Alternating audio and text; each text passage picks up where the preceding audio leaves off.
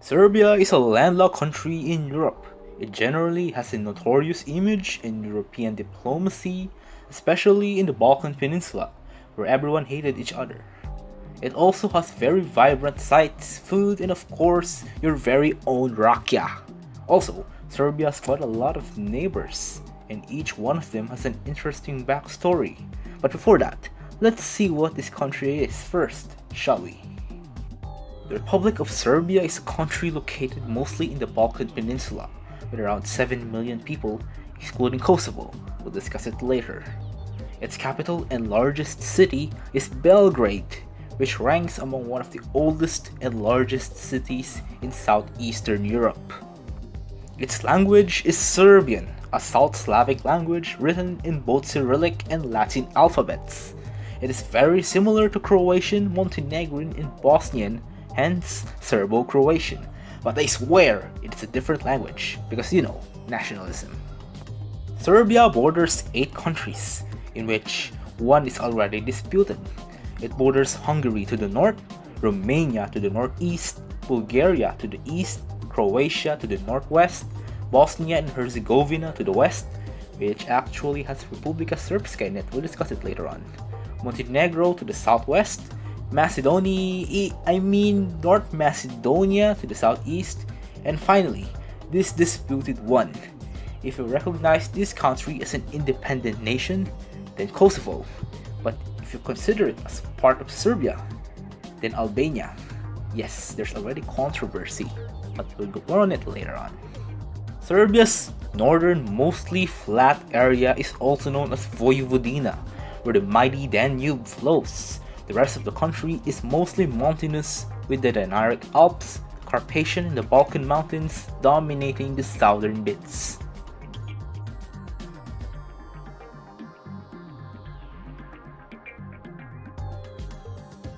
Let's start with Serbia's eastern neighbor, Bulgaria. Bulgarians and Serbs are South Slavic brothers, sharing their common Balkan lives. However, their languages are not mutually intelligible, unlike those of Croatian and Bosnian. Of course, they had a long history of being Balkan brothers, but also they have a complicated relationship. After the Slavs migrated to the Balkan Peninsula, the Byzantine Empire's power was challenged by the rising Slavic states of Bulgaria and Serbia. Both countries were in constant war during the medieval ages, with Bulgaria amassing a supermassive empire at the start and conquering Serbia. But in 1336, Serbia won a decisive victory. The rivalry wouldn't last long though, both were later subdued by the Ottomans. When Serbia is now independent and Bulgaria semi-independent, there were plans of a common dual state, but those were scrapped. Later, the Serbo-Bulgarian War broke out, which was a decisive victory for Bulgaria, but they were forced to settle in peace due to Austro-Hungarian pressure. Bulgaria would be unified with southern Rumelia, the Ottoman area with ethnic Bulgarian majority. They would later become allied initially against Austria-Hungary, but later the Ottoman Empire, forming an alliance called the Balkan League, along with Greece and Montenegro.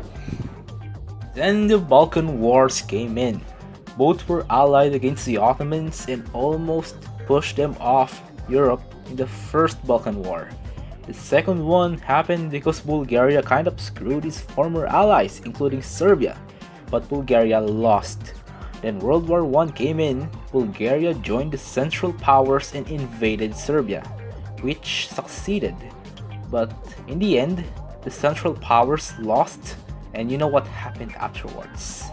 And during the interwar years, there were plans of a unified South Slavic state in which Bulgaria could have easily been part of it.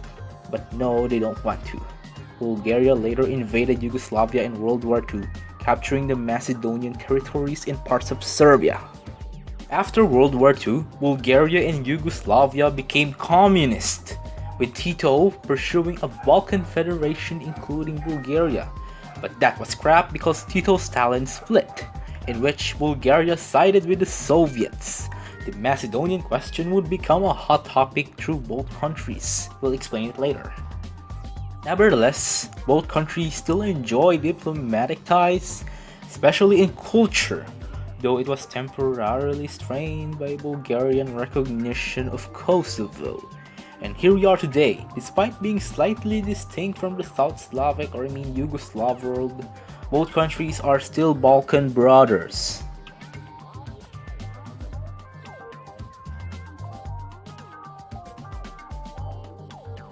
The next country is another controversial one because of the name, but it's now known as North Macedonia. This one's similar to Bulgarians, but when it comes to Serbs, they're kind of okay, except for its church and the whole Kosovo thing. Historically, the area now part of North Macedonia is the bone of contention between Serbia and Bulgaria in the Middle Ages. The Serbian Empire was later established and was really massive, and Skopje, now capital of North Macedonia, was its capital of the empire, which means the area is historically predominantly Serbian. And of course, later, both countries fell to the Ottomans. Fast forward, Kingdom of Serbia later incorporated much of it, but the population had been highly influenced by Bulgarian culture. It also became part of Yugoslavia, but later Bulgaria invaded it during World War II and expelled much of the Serbs living there. Tito later established the borders of what is now North Macedonia and insisted on a distinct Macedonian identity. This led to a decrease of Serbs in the area, but some still stayed there. A church role further complicated things. The Macedonian Orthodox Church declared autocephaly from the Serbian Orthodox Church, in which it wasn't recognized by the Serbian one. At least North Macedonia is the only country to have declared independence from Yugoslavia without any bloodshed. But it has to deal with a much more complicated issue with Greece. And here we are today. Nowadays, relations are somewhat okay, but not that great because North Macedonia has been supporting Kosovo's independence, given that they are both neighbors.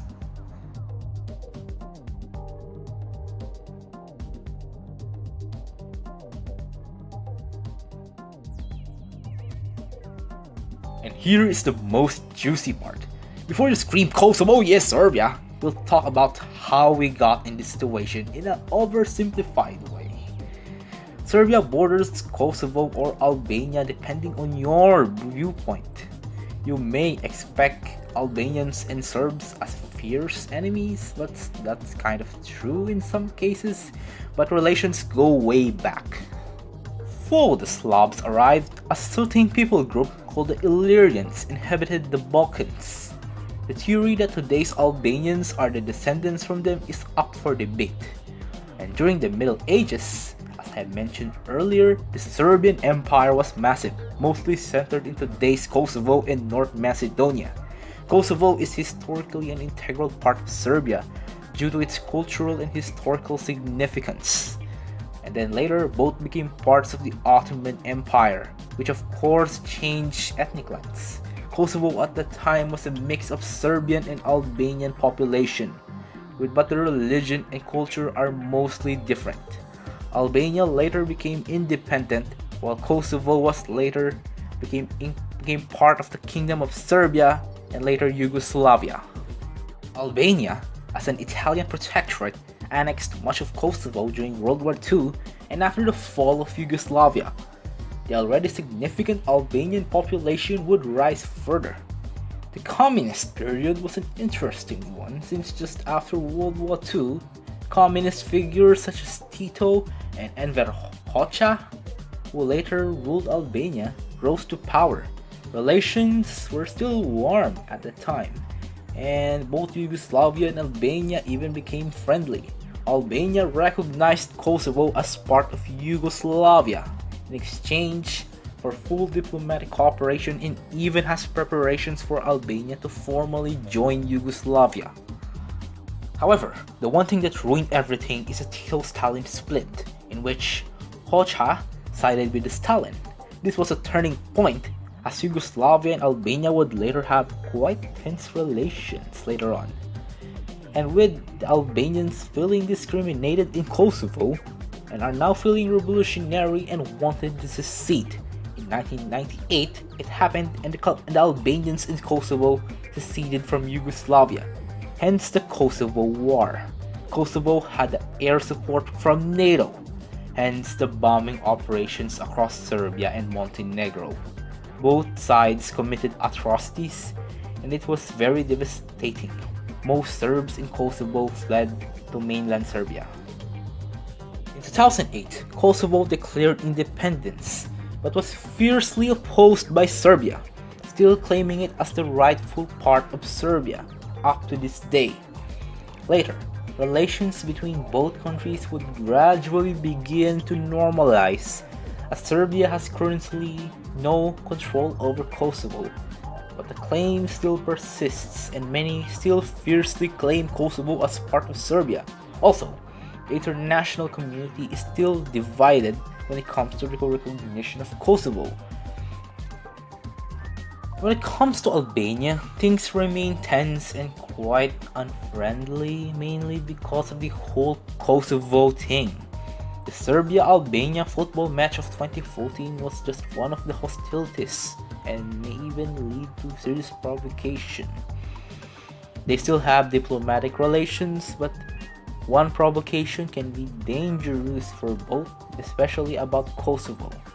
And here we are today. Albanians and Serbs in paper do not like each other because of the whole Kosovo thing, and both are culturally and ethnically different. But on some points they do understand each other, especially during the early Cold War years, and hopefully a peaceful resolution in the future will put an end to these current hostilities. But for now, I don't see it going away, and maybe in the future, maybe we can see, I don't know, I can't predict.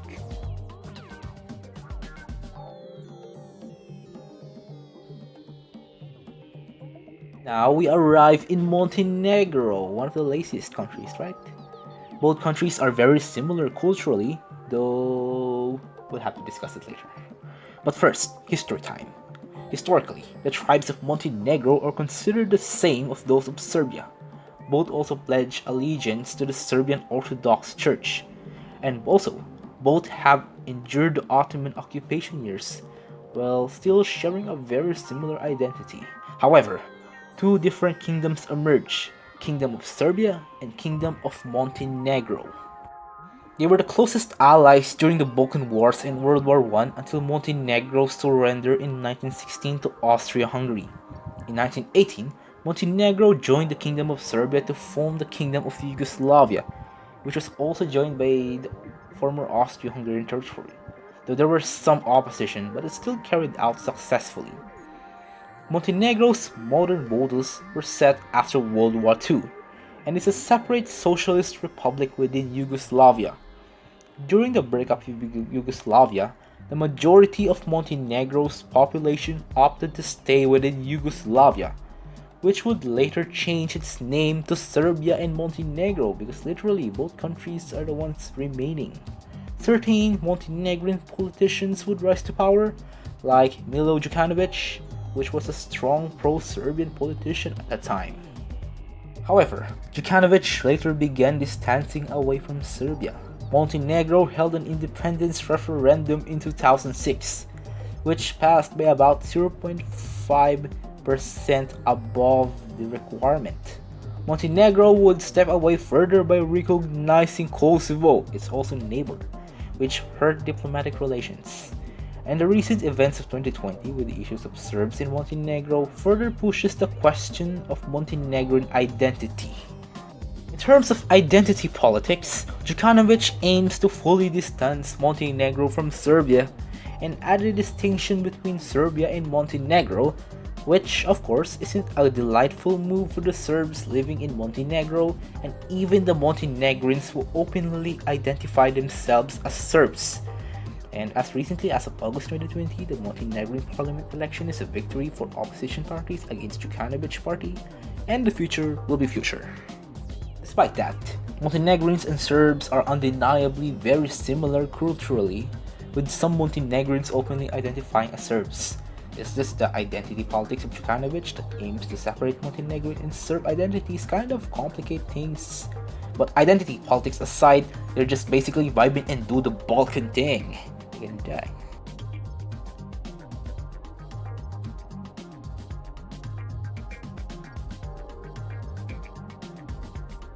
West of Serbia is Bosnia and Herzegovina, in short Bosnia. Bosnia though is a very complex country with three constituent people groups: Bosniaks, Serbs, and Croats, populating much of the country. Bosniaks are predominantly Muslim, but its language is intelligible of those of Serbian and Croatian. There is a significant Serb population in Bosnia. They mostly contribute to the area and political entity known as Republika Srpska, which is a product of the Bosnian War. However, history goes well beyond that, and before the Ottomans arrived, Bosnia was a Christian kingdom during the Middle Ages. The Ottoman conquest turned much of the Bosniaks into Muslims. Bosnia was later annexed into Austria-Hungary, which really upsetted the Serbs. And with a certain Gabriela Princip assassinating an Austrian archduke, World War I happened. It later became part of Yugoslavia and later fell to the fascist independent state of Croatia during World War II. Bosnia's modern borders were established during the Yugoslav years after World War II and was very multi-ethnic as today. Things were fine until the fall of Yugoslavia, where Bosnia declared independence and the Bosnian War began. The Serbs living in Bosnia wanted to join Serbia and form the Republika Srpska, which would clash with the Bosnian and Croat forces, which also has their own interests. Atrocities were committed mostly by the Bosnian Serbs against the Bosnian Muslims. The Srebrenica massacre would later become one of the most notable atrocities, and some even consider it a genocide. Later, in 1995, a peace agreement was signed which would keep Bosnia intact, but Republika Srpska would be formed to constitute the Bosnian Serb population. Today, relations are tricky, but Serbia is always close to the Bosnian Serbs in Republika Srpska, and Republika Srpska will support any actions made by Serbia. When it comes to Bosnian Muslims, there are religious differences, but in the end, they are South Slavic people, and the way they meet each other, and one being Rakija, it will be a great meeting.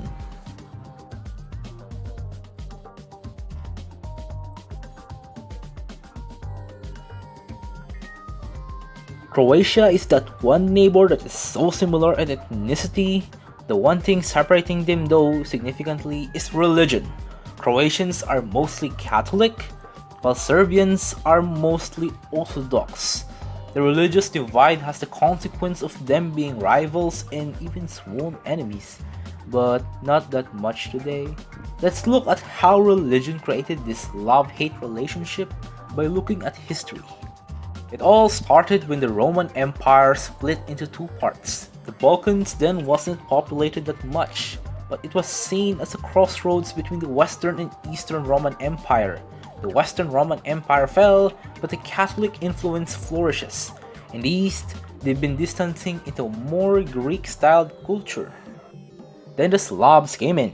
Naturally, those who settled the western areas are more likely going to be Catholic, while Orthodox in the eastern one, which didn't spring up until the Great Schism of 1054.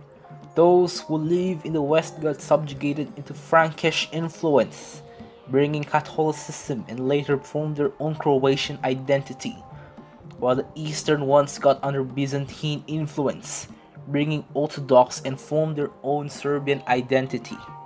Croatia later got subjugated into Hungarian influence, which is also mostly Catholic, while Serbia still has close ties to the Byzantines, still forming their own destiny now. The Ottomans came in, screwing Serbia completely and having Croatia as a frontier region. Not all of Croatia was conquered, and like Hungary, it turned to Habsburg Austria, which is also Catholic. Nationalism blew into Europe in the 19th century like wildfire, and so did in the Balkans. Serbia is becoming more independent from the Ottomans, while Croatia is formally part of the Austro-Hungarian Empire. At this point, some ultra-nationalist Serbs are dreaming of a greater Serbia, and so did some ultra-nationalist Croats, hence ethnic tensions. Tensions further escalated when Austria-Hungary annexed Bosnia and Herzegovina and World War I came in. Some also just wanted a South Slavic Union. In the course of history, that was followed and Yugoslavia was born. Yugoslavia was plagued with problems of centralization directly from Belgrade, in which the Croats wanted federalization. Of course, ethnic tensions were high, and some looked into the extremes like the fascist Ustaše, who basically wanted all Croat domination. World War II began and Yugoslavia fell. The independent state of Croatia was created, headed by the Ustaše. They did what they wanted to cleanse Serbs, Jews, Roma, and other undesirables and homogenize the whole population as ethnically Croat. And they did it in the most brutal way possible. They wouldn't last long though. The partisans reunited all of Yugoslavia under a certain Josip Broz Tito. Tito strongly believed in a South Slavic Union, with himself being half Croat Slovene, and repressed all forms of nationalism. It was okay for a while, but ethnic tensions are still very high. When Tito died, the old wounds were spilled and the question for nationalism came back. The Croats wanted full independence, but there's already a huge Serb minority in Croatia, hence they wanted to join Serbia. Croats said no, and the Serbs rebelled and formed their own state. The war lasted from 1992 to 1995, and by 1995 came in, the Serbs were defeated and many were forced to flee to Serbia. The Yugoslav wars were still very recent, and the scars of the war are still present among today's population. Although relations are improving, there are still some ethnic tensions, even border disputes along the Danube. It even became so interesting that one Czech man dared to claim it for himself, called Liberland. Croatia has leaned into a pro-Western approach, while Serbia is facing Kosovo issues and also having some internal political problems. And here we are today. Even though for a long time they hated and screwed each other, and they tried to cleanse the other for themselves, no one can tear the closeness between Serbians and Croatians ethnically. Especially in language, they swear it's a different one, but still, they can understand each other. And of course, if a Serb and a Croat meet, they immediately set aside their differences. One brings a shot of rakija for a nice Balkan treat. They're still rivals in many things, especially sports and even food. And also, don't get me started on the whole Nikola Tesla thing. Just be careful not to label Croats as Catholic Serbs and label Serbs as Orthodox Croats, since they won't like it at all.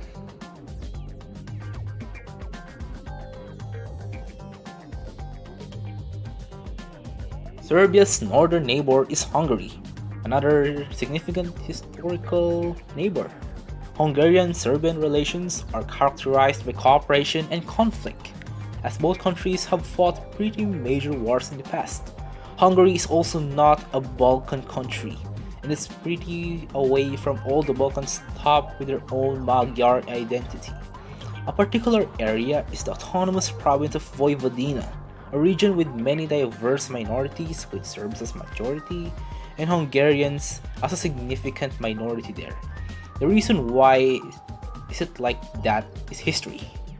Historically, the region of Vojvodina is predominantly ruled by the Hungarian kingdom, as it lies in the Pannonian Basin. Serbia back then is centered around Kosovo and Macedonia. Both countries were screwed by the Ottomans, hence they both fought against a common enemy.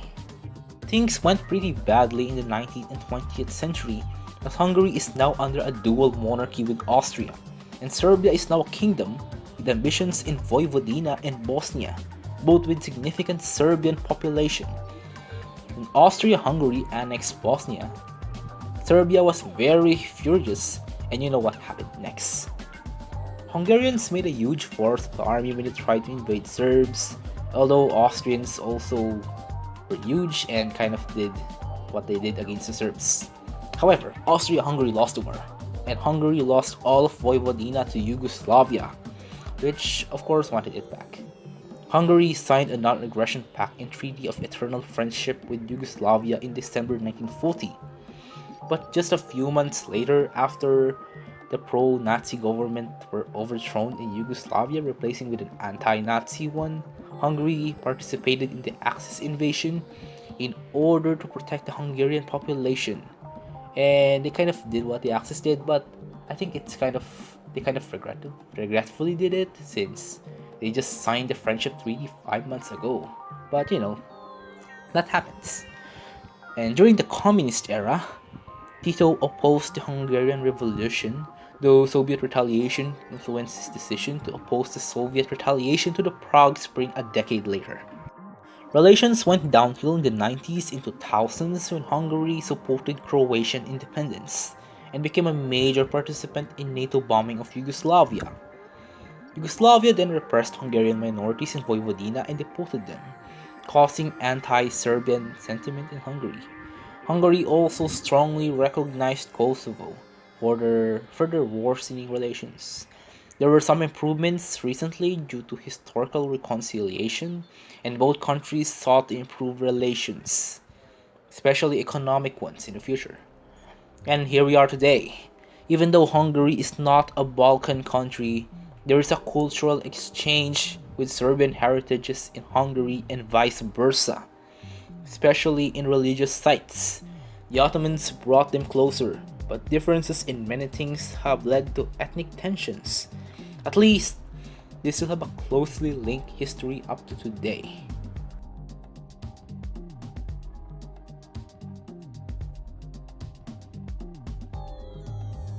There is one saying, Romania only has two good neighbors, Serbia and the Black Sea. By the way, they treat Moldova like a brother, not neighbor. This is kind of true, and also Romania is the only Serbia's neighbor to have never fought with significantly. Romania and Serbia may seem two neighbors that they rarely interact, but they have mostly good relations throughout its history. Here's why. Historically, Serbs and Romanians did not have many interactions except for some royal intermarriages, as Romania wasn't a state until the 19th century. Rather, it was divided between multiple principalities. When 19th century came, they built up relations, though Romania didn't bother joining major wars until the Second Balkan War, where it attacked Bulgaria in a surprise. During World War I, Romania was on the same side with Serbia, and both got subdued by the Central Powers. They would come up victorious though, gaining massive territory, with Serbia becoming part of Yugoslavia. World War II was a difficult period for both countries, and Romania, as an Axis member, recognized the independent state of Croatia. However, it never invaded Yugoslavia under any circumstances. With these historical interactions, Romanians and Serbs never really got into a head-on fight, unlike most of its neighbors. Relations were strengthened during communism years. Romania is having a more independent foreign policy than some other Warsaw Pact countries, and it is natural for it to get well with Yugoslavia. Hence, they cooperated a lot. Ceausescu is more of a hardliner, and even Tito didn't like his behavior, but that's only personal. Even after communism years, relations are still strong, as Romania strongly recognized Kosovo as part of Serbia. Both are also predominantly Orthodox, and trade is also crucial. There's one issue though, with the issue of Vlach related to Romanian population in central Serbia isn't getting exactly all right conditions in an attempt to homogenize them into Serbian culture or population. That's the only major flaw in relations, and other than that, it's mostly okay, both are diplomatically cool.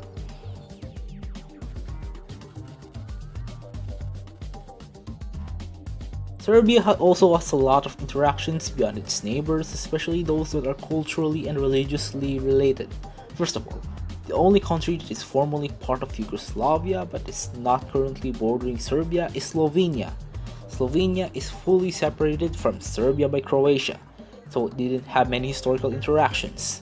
Its language is also not very mutually intelligible to Serbo-Croatian, making a linguistic difference. It's only got into the Balkan realm after becoming part of Yugoslavia. Even as part of it, it's quite isolated in Yugoslav internal affairs, and it is one of the countries that wanted to secede in the first place after 1990. And so it did before any other Yugoslav republic did. There was a 10-day war in which Yugoslavia tried to keep it, but Yugoslavia didn't push for it since the population is mostly ethnically Slovene. Slovenia gained independence after the war, and since then it has been quite less involved in Balkan politics after joining the European Union. Serbia's best friend is probably Greece. Both Orthodox, so many historical links, high cooperation, and many more reasons why Greece is the best friend of Serbia. Serbia was part of the Byzantine Empire that brought the Orthodox religion. After independence from Byzantine Empire, relations between Serbs and the Byzantines were very friendly, as Serb leaders like Stefan Dusan sought to integrate both nations culturally. During the Ottoman years, the Serb-Greek bond was still very strong, as both nations supported each other for independence. When independence came in, both countries formed an alliance and worked with each other a lot, especially during the Balkan Wars, when they both screwed the Ottoman Empire and Bulgaria. Though a national schism occurred in Greece during World War I, they joined the war against the Central Powers in the end. During the Yugoslav Wars, despite being a NATO member, Greece strongly opposed NATO attacks on Yugoslavia and didn't allow it to use its territory to carry out the attacks. In fact, Greeks have sent humanitarian aid to Yugoslavia, and many volunteered to support the Serbs in Bosnia. Serbs then supported the Greek stance on the Macedonian naming dispute and sent many equipment and volunteers to aid the Greeks during the 2007 Greek forest fires. Greece strongly supported Serbia during the 2008 Kosovo Declaration of Independence, and somehow they also didn't have so great relations with Albania, which is a topic for another video. Economy-wise, Greece is also a top investor in Serbian economy, and trade is very crucial. Many Serbs are also of Greek descent and vice versa. They are also very close in many other things, like religion, tourism, sports, and many more. One thing that separates them though is language, as Greek and Serbian are not mutually intelligible and are written completely differently. There was also a plan proposed by Milosevic in 1992, consisting of Serbia, Greece, and North Macedonia, but that was scrapped because it didn't gain much Greek support. In the end, they may get each other on so many things, but they are not the same, and still, they are still best friends, kind of like Poland and Hungary, and with a mutually linked history and culture. If Greece is Serbia's best friend, Turkey is probably like, look, I hate you because you ruled over us for years and you support Kosovo, so remove kebab, but whatever, let's have business. The Ottoman Empire ruled Serbia for centuries, which had a lasting effect on the nation. Religious differences have brought tensions and distancing from each other, and it was quite tense during World War I and communism years. Turkey has mostly supported and participated in the NATO bombing of Yugoslavia, and they have sympathies for the Bosnian Muslims and Albanians. Current relations are kind of okay and improving, despite religious differences.